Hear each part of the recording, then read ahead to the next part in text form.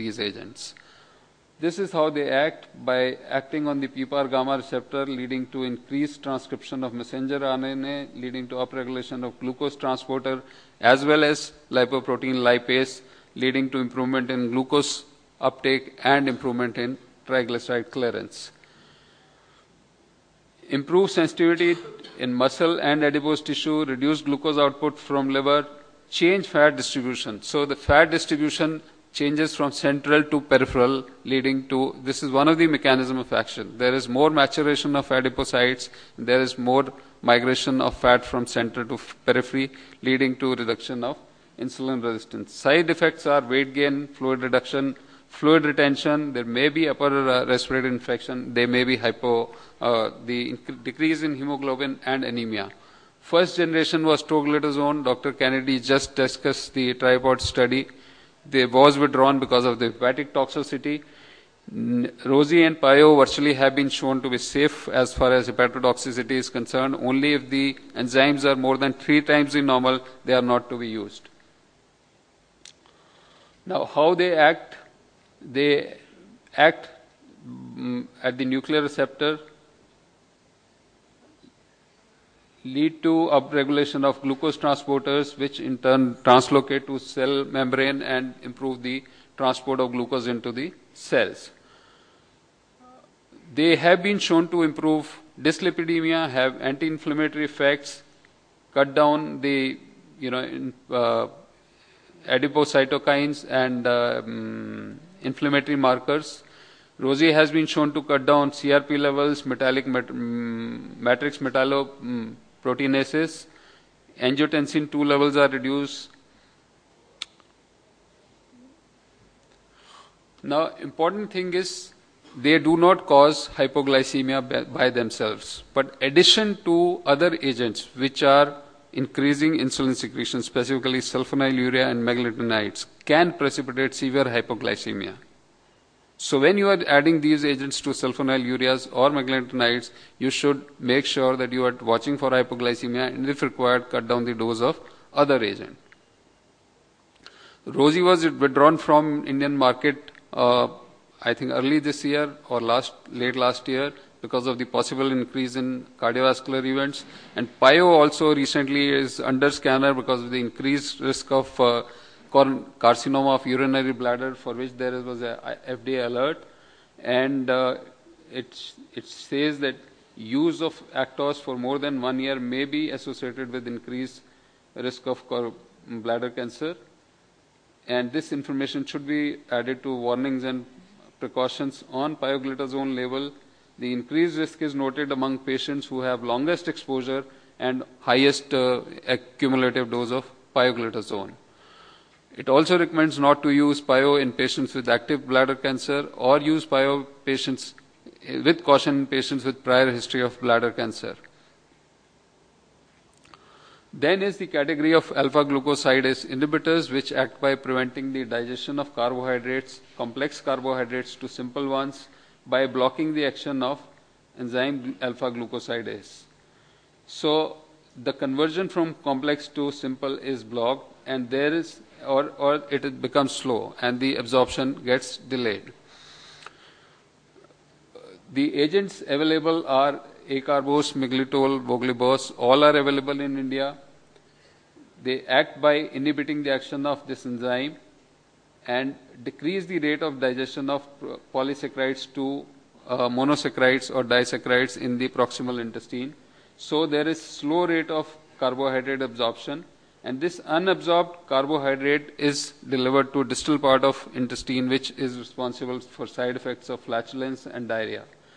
A1C lowering efficacy is not very good, maybe 0.5 to 1%, and they are also available in now combination with metformin and sulfonylureas. Acarbose is a complex oligosaccharide which is available as oral medication. No effect on, they do not have any effect on beta cells of pancreas, and they do not have any effect on insulin sensitive tissues like muscle or adipose tissue. Only thing is they increase this, they prolong this process of absorption through the gut, and as a result the sharp peak which occurs in response to the carbohydrate intake is flattened out, and the absorption gets much prolonged, becomes a prolonged process, leading to a lesser rise in hypoglycemia, the glycemic level.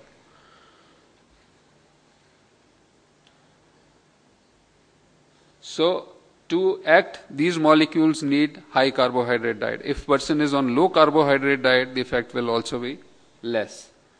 And they have no effect on glucose or fructose absorption because they are simple carbohydrates.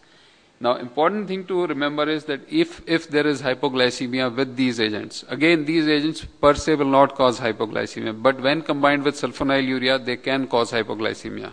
And if the hypoglycemia occurs, the common sugar will not give any effect because it needs to be degraded to glucose and then absorbed. So to correct this hypoglycemia, you will need to give only glucose. That you have to keep in mind. Adverse effects, mainly gastrointestinal. There may be some rise in liver enzymes with large doses. They are contraindicated in pregnancy, inflammatory bowel disease, and liver failure and renal failure because there may be some absorption in these patients. Another important mechanism which has come to be documented of late is that these agents have been shown to increase GLP-1 secretion. And that is one of the mechanisms how they are acting and improving the postprandial hyperglycemia. Now, voglibose has similar action, but it acts only some of the enzymes and spares amylase and lactase. It inhibits only lactase and sucrase. So the side effects are less because the amount of complex carbohydrates that are being delivered to gut are less. At the same time, the efficacy also is less. No hypoglycemia with monotherapy, which I told you. Next is the category which is the current flavor in anti-diabetic agents is the incretin therapies or the incretin mimetics and DPP-4 inhibitors. Incretins are nothing but, they are hormones, peptide hormones secreted by the intestinal mucosa in response to food and GI tract, and they act on beta cell and alpha cell of pancreas to increase insulin secretion and suppress glucagon to cut down the glycemia. So once there is food or calorie intake, there is increase in incretin release or GLP-1 release, and this leads to increased insulin, decreased glucagon, and these incretins are degraded by enzymes called DPP-4 enzymes.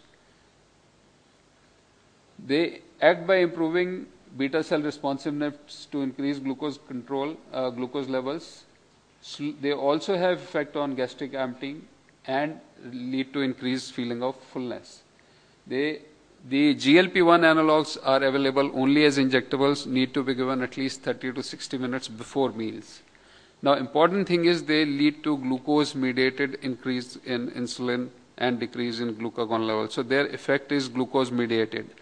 That is why they do not have the potential to cause hypoglycemia. If the person is normoglycemic, there is no impact on the glucose, the insulin secretion or suppression of glucagon, and the person does not get into hypoglycemia. But once there is hyperglycemia, they lead to increase in insulin secretion and decrease in glucagon level also. Side effects are because of decreased gastric emptying, there is nausea, there is diarrhea can be there because of the effect on intestine. First molecule was exenatide in this category. You all have used beta, and now we have Victoza called liraglutide. Exenatide has been shown to have greater potency, longer action than the native GLP-1, which is degraded by DPP-4 within 2 minutes, and that's why naturally acting GLP-1 cannot be used as a medication.